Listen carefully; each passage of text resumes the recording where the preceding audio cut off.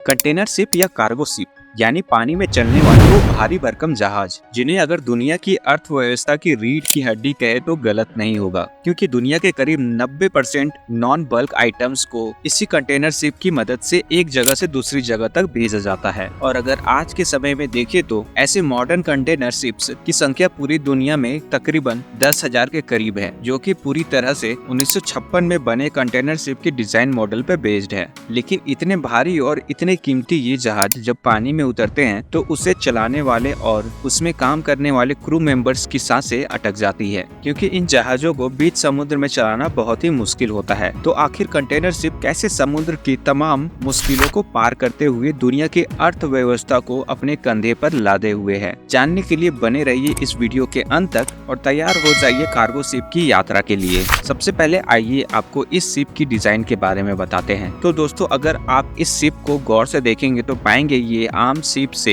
इसलिए भी जुदा होती हैं क्योंकि इनका ज्यादातर हिस्सा फ्लैट होता है और इसे फ्लैट हिस्से को होल्ड करने के लिए इसमें 4 होल्ड लगाए जाते हैं। बता दें कि ये फ्लैट पार्ट होता है जिसके ऊपर सारे कंटेनर को एक के ऊपर एक रखा जाता है ताकि ज्यादा मात्रा में सामान को लोड किया जा सके। जैसे कि आप देख रहे हैं, ये लाल पीले डब्बे कुछ और नहीं बल्कि इन्हीं में वो सारे सामान रखे हुए होते हैं जिन्हें ट्रांसपोर्ट करना होता है। इसके अलावा इन जहाजों में करीब 1200 फीट का डेक लिंक भी होता है जिसमें प्री पैक्ड कंटेनर को स्टोर करते हैं। इन जहाजों को चलाने के लिए जितने भी ऑपरेशन होते हैं वो इस ब्रिज जैसे देखने वाले हिस्से में ही परफॉर्म किए जाते हैं और फिर इसी के नीचे काम करने वाले क्रू मेंबर्स के लिए जगह होती है, जो कि शिप के ऊपर के हिस्से का सिर्फ और सिर्फ 1/6 पार्ट ही होता है। अब आप सोच सकते हैं कैसे इस पूरे शिप को ऐसे डिजाइन किया गया। इसके ज्यादातर हिस्सा में कंटेनर को लोड किया जा सके, इन जहाजों में अपना खुद का क्रेन भी लगा हुआ रहता है जो सामान को लोड और अनलोड करने में काम आता है। ये तो हो गई बात जहाज के डिजाइन के बारे में, लेकिन इन कंटेनर शिप के सबसे इंटरेस्टिंग बात यह है कि इसे चलाने के लिए इस पर हर तरह के काम को पूरा करने के लिए सिर्फ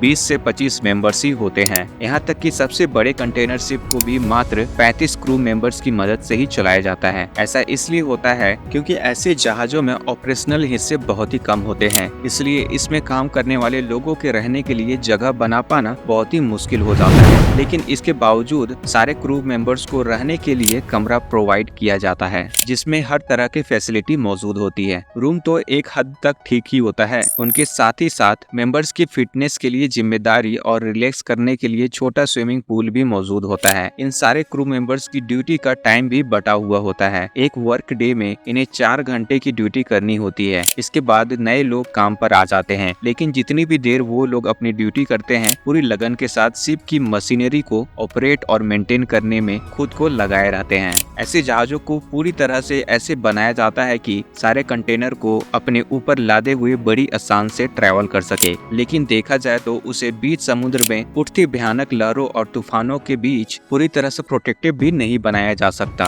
बीच समुद्र की भयानक लहरों को सहने के लिए सारे कंटेनर बॉक्स को कुछ इस तरीके से व्यवस्थित किया जाता है कि जो सारे भी कंटेनर होते हैं उन्हें नीचे डेक पर स्ट्रिक्ट लॉक के जरिए लॉक कर दिया जाता है, जिससे कि वो अपनी जगह से हिल भी न सके। वहीं पर हर कंटेनर के ऊपर ऐसे लॉक लगे हुए रहते हैं जो कि आपस में एक दूसरे के साथ लॉक हो जाते हैं। इसके अलावा उन्हें प्रोटेक्ट करने के लिए रॉड या टर्मिनल्स का इस्तेमाल किया जाता है ताकि इन कंटेनर्स को स्लाइड या मूव होने से बचाया जा सके। इन सारी सुरक्षा के बावजूद भी बीच समुद्र की लहरें सबसे ऊपर रखे हुए कंटेनर के लिए खतरा बनी रहती है और अगर ऐसा हो जाता है तो लाखों डॉलर इकट्ठे पानी में चले जाते हैं, जिसकी भरपाई ट्रांसपोर्टेशन कंपनी को ही करनी पड़ती है। इसके अलावा कभी कभी जब कोई जल्द आग पकड़ने वाली चीजों को इन कंटेनर में भर कर ले जाते हैं तो हेवी वेव की कंडीशन में कंटेनर पर लगने वाले फोर्स से हीट जनरेट होता है और वो हीट से तुरंत ही आग पकड़ लेता है और सारा सामान जलने लगता है। इसे कंट्रोल करने के लिए हेलीकॉप्टर की मदद से पानी का छिड़काव किया जाता है। वैसे अगर यह शिप अपनी गति से चलता रहे तब तो ठीक है, लेकिन कभी ये शिप